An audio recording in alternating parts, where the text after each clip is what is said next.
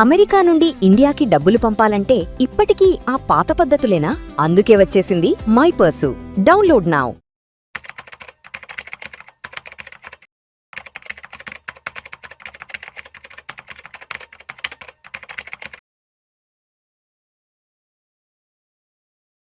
Hello everyone, I'm Madhvi Reddy. I'm certified financial planner, chartered wealth manager as well as mutual fund distributor. So ఈ video అంతా కూడా మనము MF, SIF, PMS, AIF ఇలాంటి చాలా ఈక్విటీలో invest చేయాలి అంటే మనకి చాలా ప్రోడక్ట్స్ మార్కెట్లో అవైలబుల్గా ఉన్నాయండి. సో చాలా షార్ట్గా, చాలా ఎఫెక్టివ్గా అసలు ఆ డిఫరెన్సెస్ ఏంటి, ఎవరికి సూట్ అవుతుంది, ఎవరు ఈ పర్టికులర్ ప్రోడక్ట్స్ని కొనొచ్చు అనేది ఇప్పుడు ఈ వీడియోలో మనము ఫుల్ లెంత్గా అర్థం చేసుకుందాము. సో ఫస్ట్ వన్ మీ అందరికీ తెలుసు, మ్యూచువల్ ఫండ్స్. సో మ్యూచువల్ ఫండ్స్లో ఏంటంటే మనం 500 రూపీస్ నుంచి స్టార్ట్ చేసుకోవచ్చు. సో ఓన్లీ లిస్టెడ్ కంపెనీస్, బిఎస్సిలో కానీ ఎన్ఎస్సిలో కానీ లిస్టెడ్ కంపెనీస్లో పూలింగ్ ఆఫ్ ఇన్వెస్ట్మెంట్స్ ద్వారా జరుగుతుందండి. సో ఆబ్జెక్టివ్ ప్రకారము ఇన్వెస్ట్మెంట్స్ అన్నీ కూడా ఒక పూలింగ్ ద్వారా ఫండ్ మేనేజర్ ఈ లిస్టెడ్ కంపెనీస్లో పెడుతూ ఉంటారు. So you can start with even 500 rupees నుంచి. అండ్ లిక్విడిటీ కూడా చాలా బాగుంటుంది. రెగ్యులేటరీ కూడా మనకి ఈ మ్యూచువల్ ఫండ్స్ మీద సెబీ చాలా రెగ్యులేషన్స్ కూడా ఉంటాయి.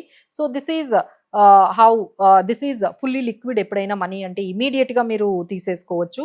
లిస్టెడ్ సెక్యూరిటీస్లో ఉంటుంది. సో లాంగ్ టర్మ్గా రీటైల్ పీపుల్కి చాలా బాగుంటుందండి. సో మ్యూచువల్ ఫండ్స్లో చాలా వెరైటీ ఆఫ్ మీకు different types of funds, equity, debt, liquid and hybrid, ఇలాంటి చాలా types of varieties, types of needs తో మనకి ఈ మ్యూచువల్ ఫండ్స్లో ఉంటాయి కాబట్టి so it has become so popular. ఇంకా ఎస్డబ్ల్యూపి, ఎస్టిపి, ఎస్ఐపి ఇలాంటి చాలా ఆప్షన్స్తోని మ్యూచువల్ ఫండ్స్ అయితే చాలా పాపులర్ అయితే అయిపోయాయి. ఇప్పుడు కొత్తగా మనం ఎక్కువగా వింటుంది SIF, so specialised investment fund.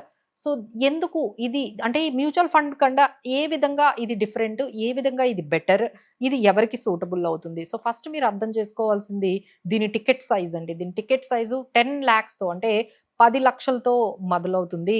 ఇది మ్యూచువల్ ఫండ్ కన్నా ఏ విధంగా బెటర్ అంటే మనకి మ్యూచువల్ ఫండ్లో ఓన్లీ లిస్టెడ్ కంపెనీస్లో ఇన్వెస్ట్ చేస్తూ ఉంటారు, different types of securities and all. But ఈ ఎస్ఐఎఫ్లో ఏంటంటే మీకు ఈ లాంగ్ అండ్ షార్ట్ పొజిషన్స్ ఏవైతే ఫ్యూచర్స్ అండ్ ఆప్షన్స్ ఏవైతే ఉన్నాయో అవి నేకెడ్ పొజిషన్స్ అంటే ఓన్లీ హెడ్జింగ్ కోసం కాదు.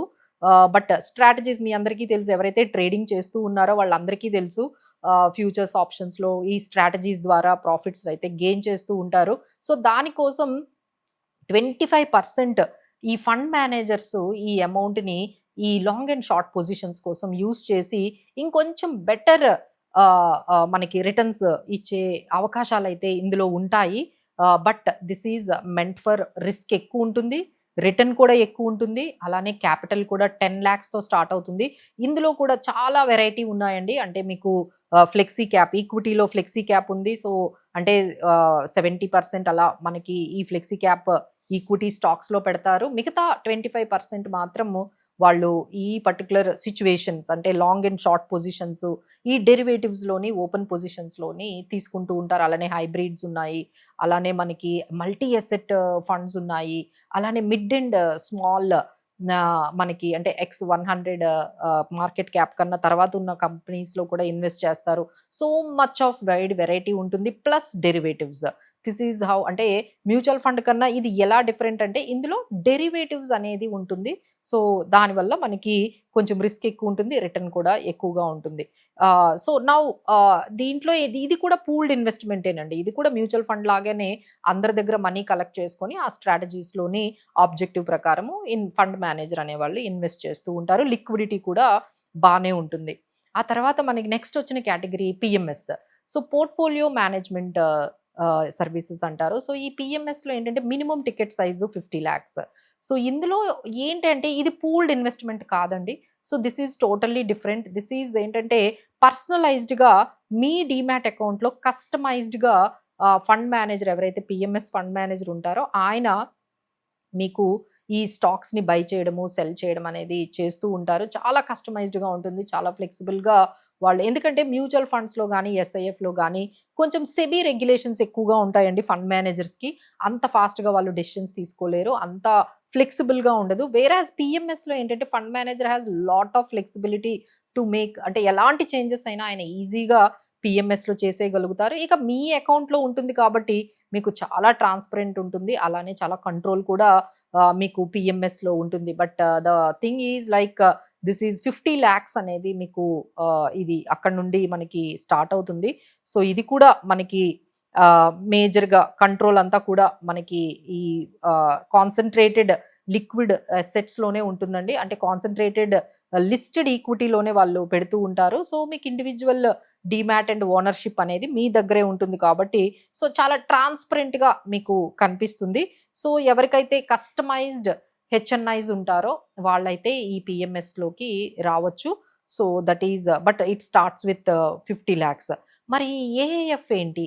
అంటే హౌ ఇట్ ఈస్ బెటర్? అంటే ఏఏఎఫ్ అనేది ఒక ఆల్టర్‌నేటివ్ ఇన్వెస్ట్‌మెంట్ ఫండ్స్ అండి. ఇది కూడా పూల్డ్ ఇన్వెస్ట్‌మెంట్ అని చెప్పొచ్చు. బట్ ఇది ఏ విధంగా మనకేంటంటే ఫస్ట్ డిఫరెన్స్ ఏంటంటే 1 క్రోర్.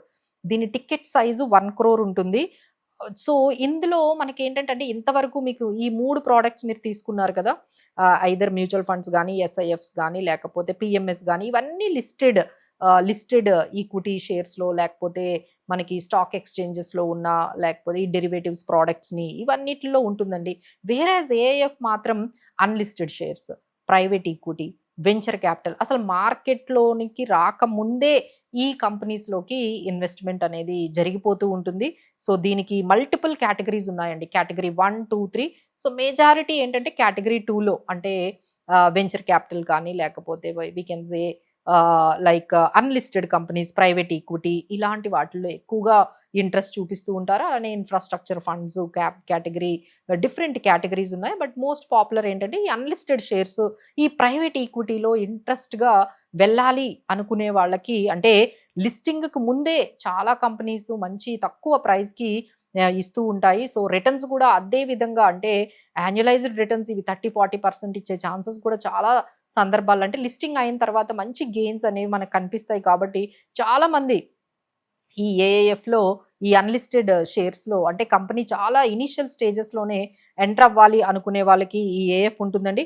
బట్ ప్రాబ్లమ్ ఏంటంటే ఇల్లిక్విడిటీ అంటే మనకి కొంచెం లిక్విడిటీ అనేది మిగతా పారామీటర్స్‌లో అంటే పీఎంఎస్‌లో కానీ, ఎస్ఐఎఫ్‌లో గానీ, మ్యూచువల్ ఫండ్స్‌లో గానీ లిక్విడిటీ అనేది చాలా ఎక్కువ ఉంటుంది. ఏఏఎఫ్‌లో కొంచెం లిక్విడిటీ అనేది అంత ఈజీగా మనకి కనిపించదు. సో, ఈ విధంగా మీరు ఈ లిక్విడిటీ ఇష్యూస్ తర్వాత మనకి మెజారిటీ క్యాపిటల్ ఇన్వెస్ట్‌మెంట్ ఒక్కొక్క దాంట్లో ఎంతుంటుంది? అది ఎవరికి సూట్ అవుతుంది? ఇప్పుడు ఇవన్నీ కూడా మీరు చూసారు కదండీ! సో, దీన్ని బట్టి మీకు ఏది సూట్ అవుతుందో మీరు దాన్ని సెలెక్ట్ చేసుకోవచ్చు. So, if you are risk taking ability ఎక్కువగా ఉంది. 1 క్రోర్ వరకు పెట్టాలి. బట్ మీ ఎక్స్‌పెక్టేషన్స్ కూడా 30% అలాంటి రిటర్న్స్ ఎక్స్‌పెక్ట్ చేస్తూ ఉంటే ఏఎఫ్ కేటగరీస్‌లోకి వెళ్ళిపోవచ్చు. మేము డెరివేటివ్స్‌లోకి కూడా ఎంటర్ అవ్వాలి.